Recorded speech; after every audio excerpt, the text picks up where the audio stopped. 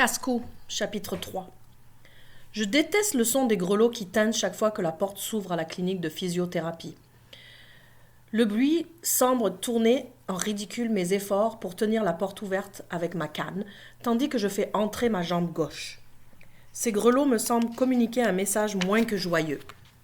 Tu vas passer la prochaine heure dans des douleurs atroces, ensuite tu vas rentrer à la maison à bout de force. J'ai quand même fait des progrès. Au début, j'étais incapable de marcher. Maintenant, j'avance en traînant la patte. Et je dois utiliser une canne, comme un vieillard. Je donnerai n'importe quoi pour en avoir fini avec la physiothérapie. Pour ne plus jamais remettre le pied dans cette clinique. Ou mieux encore, pour ne jamais avoir eu à venir ici. Ce n'est pas vrai que je cherchais des ennuis ce jour-là. Je n'ai pas pris un gros risque. Les autres gars ont sauté de la falaise sans problème. Je suis le seul à être tombé sur un rocher submergé. C'est un bête accident. Aucun de nous n'est prêt d'oublier ce numéro 4. Kip, à l'heure, comme d'habitude. C'est Andrew Pollack, mon physiothérapeute, qui m'accueille. Il porte un t-shirt et un jean noir. Il est jeune et il joue de la basse dans un orchestre rock. Il est bien correct, Andrew. Il semble savoir comment remettre en mouvement des morceaux cassés. Le bruit court qu'il a accepté ce travail qui ne paie pas beaucoup parce qu'il aime ma communauté. Je ne comprendrai jamais pourquoi quelqu'un voudrait déménager à Piver volontairement. Mais je suis content qu'il l'ait fait. Sans lui, je serais probablement encore dans une chaise roulante. Lorsque j'ai commencé à venir ici, les exercices me tuaient. C'était comme courir un marathon chaque jour avec des couteaux dans la hanche et dans la jambe. Andrew m'a guidée alors que j'étais aveuglée par la douleur. Il m'a fait persévérer alors que je voulais abandonner. Il ne m'a jamais offert sa pitié, seulement son encouragement. Il ne permet à aucun patient de faire moins que ce qu'il estime capable de faire. Entre donc, je vais te présenter notre nouvelle volontaire. Elle fait un stage d'expérience professionnelle. C'est mon jour de chance. Quelqu'un va m'observer dans la salle de torture. Dès l'instant où j'entre dans la salle d'exercice, je veux m'en aller. Je la reconnais. C'est Elise Strauss, une emmerdeuse qui va à mon école. 13 ans. Pas un muscle. Mademoiselle je sais tout. Collectrice de fonds pour le conseil étudiant. Étoile du club d'échecs et secrétaire du comité de recyclage de l'école. Selon moi, c'est elle qui devrait être recyclée. La première fois que j'ai rencontré Élise, elle m'a abordée en me criant des injures.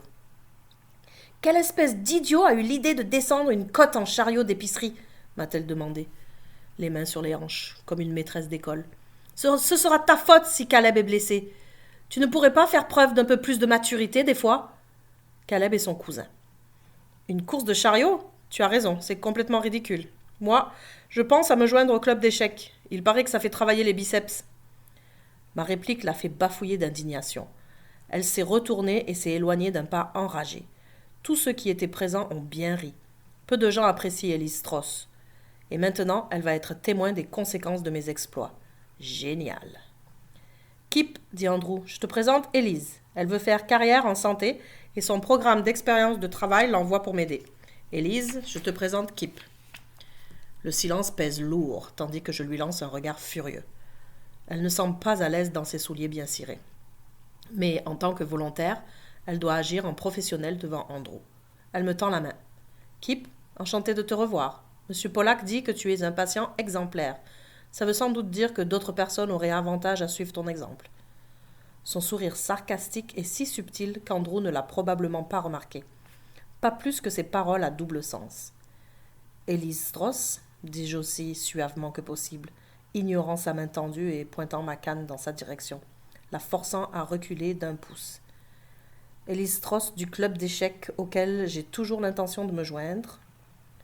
Elle rougit légèrement. Alors, vous vous connaissez ? Parfait, dit Andrew. Kip, voyons si tes exercices ont augmenté l'ampleur de ton mouvement cette semaine. Je m'attends à avoir des progrès aujourd'hui. Ça veut dire beaucoup de douleur, je le sais. Mais je sais que je suis capable de la supporter. Il faut que je la supporte. Je suis un athlète. Je suis compétitif.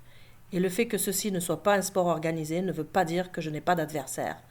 Mon adversaire, c'est la partie de mon anatomie qui ne fonctionne pas. Élise, va donc chercher un ballon, demande Andrew à sa nouvelle assistante. J'ai envie de dire « Allez Fido, va chercher la baballe !» Andrew me fait coucher sur un tapis d'exercice et placer mes jambes sur le gros ballon de caoutchouc. Je soulève facilement ma bonne jambe. Avez-vous déjà essayé de poser un appendice flasque et sans vie sur une surface glissante qui roule? Élise recule d'un pas et l'observe. Mon visage est un masque qui ne trahit aucune douleur. Après quelques secondes, nous enchaînons les exercices. Je soulève des poids. J'active des muscles là où aucun muscle ne sait qu'il existe. Je fais bouger des parties de mon anatomie qui réapprennent à faire partie de mon corps. Et je me concentre très fort pour ne pas crier ni grimacer. Je déteste qu'Élise soit là. Je sais qu'elle pense que j'ai bien mérité tout ce qui m'arrive. Je m'arrête, complètement épuisée, après mon dernier exercice. 25 tractions à la barre fixe. Je pouvais faire ces tractions sans trop de difficultés avant de passer 3 mois clouée au lit. Mais mon accident n'a pas seulement anéanti la force de mes jambes. Il m'a forcé à repartir de zéro, pour le haut du corps aussi. Je crois que tu es capable d'en faire encore 3, déclare Andrew. Vous croyez? J'essaye. J'essaye encore, mais je n'arrive pas à me hisser jusqu'à la barre. Utilise la force de ton esprit, pas juste ton corps. Pense à une raison pour en faire 3 autres, Kip. Je ferme les yeux. Je visualise les poutres d'acier du fond de la vieille route. Je réussis une autre traction. Puis je vois Fraser, Vlad et Caleb qui sourient en atteignant le bout du pont tandis que je m'agrippe au métal froid au milieu du pont. Pour la dernière traction, j'imagine Fraser et Vlad qui échangent un regard décisif. Excellent, Kip. Je savais que tu y arriverais. Repose-toi un peu, maintenant. Regarde ce graphique. Il s'accroupit à côté de moi, tandis que j'essuie la sueur de mon front et que je bois l'eau qu'Élise m'a offerte. Il y a seulement 3 mois, tu avais perdu presque toute ta force et tu ne pouvais pas bouger la jambe gauche. Je me rappelle, dis-je. J'observe un vieillard qui entre à la clinique. Il salue Andrew de la tête et accepte l'aide d'Élise pour se rendre jusqu'aux bicyclettes stationnaires. Mais elle a la tête tournée vers nous et essaye d'entendre ce que nous disons. Maintenant, ton développé couché est de 20% plus puissant que lorsque tu jouais au hockey. Et ma jambe blessée commence à donner signe de vie, dis-je, complétant son évaluation. Je prévois que tu n'auras plus besoin de physiothérapie d'ici quelques mois, dit Andrew, déposant le graphique et touchant mes biceps. Il semble plus fier qu'un nouveau papa. Et moi aussi, je suis assez fier de moi-même. J'apprécie, coach. Ce n'est pas moi, Kip, c'est toi qui as travaillé. Tu es mon patient le plus motivé. Je ne sais pas ce qui te motive, mais j'aimerais pouvoir le mettre en bouteille pour mes autres patients. Je souris et regarde du côté d'Élise. Si vous faites ça, vous devrez mettre une tête de mort sur l'étiquette, ajoute Élise. Andrew cherche encore à comprendre lorsque je sors de la clinique.